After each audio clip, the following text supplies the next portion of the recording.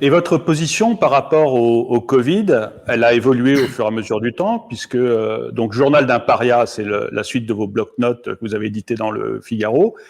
Et on voit au tout début, vous êtes plutôt dans la ligne du gouvernement. Il y a une sorte de sidération générale, mais vous êtes dedans.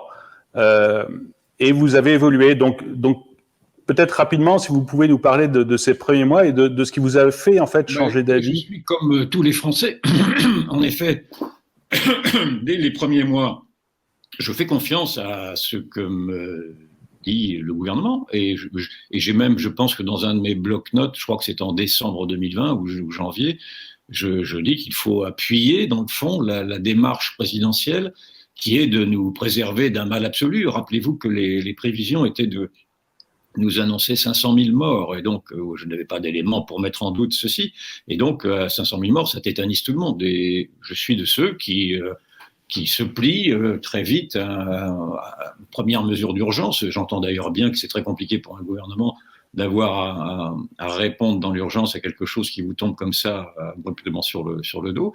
Donc je ne suis pas du tout dans l'opposition, mais très vite, malgré tout, mon rôle étant d'observer, et d'observer sans œillère autant que possible, ce que je m'efforce de faire depuis longtemps, je m'aperçois tout de même qu'il y a des contradictions qui commencent à apparaître auprès de ce gouvernement. D'abord, qui sous-estime un danger. Rappelez-vous, Madame Buzyn disant il ne se passe rien, etc. Alors qu'ensuite on a appris qu'elle avait les éléments de la gravité de ce qu'elle avait vu apparaître en Chine.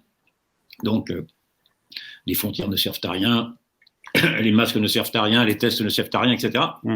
Donc, il y a là, je commence à regarder de plus près quand même quelle est cette propagande d'État qui nous fait prendre des vessies pour des lanternes. Et puis, je m'aperçois très vite tout de même que cette crise sanitaire devient prétexte à un pouvoir faible, le pouvoir macronien, mais enfin le pouvoir plus généralement de la Ve République depuis maintenant 20 ans, 30 ans, qui n'arrive plus à s'affirmer dans son autorité régalienne, que ce pouvoir faible entend mimer un autoritarisme sanitaire pour essayer d'occulter le fait que sur beaucoup d'autres sujets, et singulièrement les sujets de sécurité tout court, il n'est pas à la hauteur. Il suffit de voir naturellement quels sont les problèmes posés par l'apparition d'une contre-société, du communautarisme, de la violence contre les personnes, etc. Enfin, je vous en passe.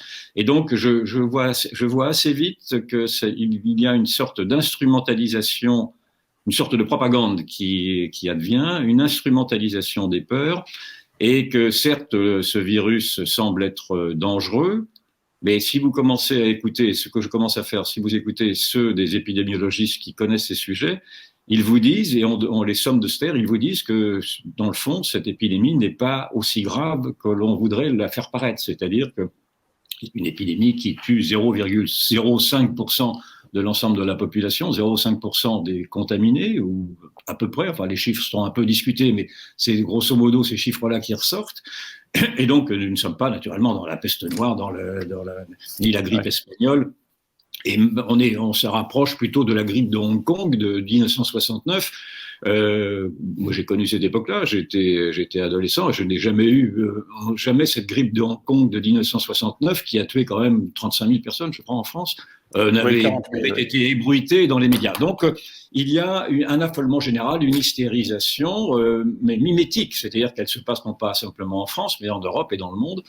Et là, à partir de ce moment-là, je commence à m'exaspérer de voir que le gouvernement n'entend pas entendre les propos dissidents, et je trouve dangereux. Je me mets en réserve de cette hystérie-là, dans la mesure où je vois dans ce processus qui s'enclenche un processus d'essence totalitaire. Alors, je ne dis pas que, naturellement, nous sommes tombés dans le totalitarisme, mais de voir qu'avec cette construction d'une peur, d'une infantilisation de la société, d'un discours unique, d'une désignation de dissidents, et puis surtout de voir que les contre-pouvoirs, j'entends par là le Conseil d'État, les grandes juridictions, l'Assemblée nationale, le Sénat, les médias, et les intellectuels, tous ces contre-pouvoirs ne font plus office précisément de régulation et d'équilibre, et qu'il n'y a plus qu'une seule doxa, une seule religion, et on tombe dans une religion d'ailleurs, qui est la religion du vaccin, et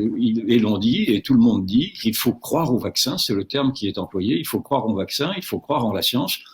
Or, moi, j'ai tout mon respect va naturellement à la science et aux scientifiques, mais je ne veux pas croire au vaccin ni en la science parce que je ne crois pas non plus à cette propagande qui nous dit que rien ne vaut que la vie nue, et la vie nue, c'est-à-dire la vie réduite à son souffle, à son seul souffle, et sans prendre aucun autre risque que ceci. Et j'y trouve là une sorte de nihilisme, de grande impréparation intellectuelle à affronter la mort. Voilà. Et donc, je trouve que les débats sont mal conduits, de ne donner la parole qu'à des médecins de plateau qui défendent naturellement leur bout de gras, qui voient midi à leur porte, qui disent que la santé, et il faut se préserver de tout, mais qu'on n'entende pas à côté d'eux des philosophes, des religieux, des intellectuels, enfin d'autres personnes qui nous disent que la vie n'est pas seulement cette vie, cette protection de la santé, d'autant que la santé, dans la définition qui en a été donnée par l'OMS en 1947, alors j'ai pas la définition exacte en tête, mais c'est de dire que ça ne s'arrête pas simplement à la santé physique, mais également il y a une santé sociale, une santé psychologique, une santé mentale, il y a un environnement à préserver qui fait que tout ceci constitue un épanouissement humain. Or, on voit bien que là, cette terreur sanitaire, d'abord, a bouleversé beaucoup de personnes, et a bouleversé d'abord et les enfants, et on n'a pas le droit de faire peur aux enfants. Les enfants ont sans doute les plus souffert de ceci, mais même les Français eux-mêmes ont cauchemardé très régulièrement, se sont fâchés avec des amis quand ils ne voulaient pas se faire vacciner. Bref, il y a eu une sorte de zizanie très générale, et qui s'est installée et qui m'a fait me mettre de côté, qui m'a fait refuser d'avaliser au bout du compte ce monde-là que je trouve dangereux.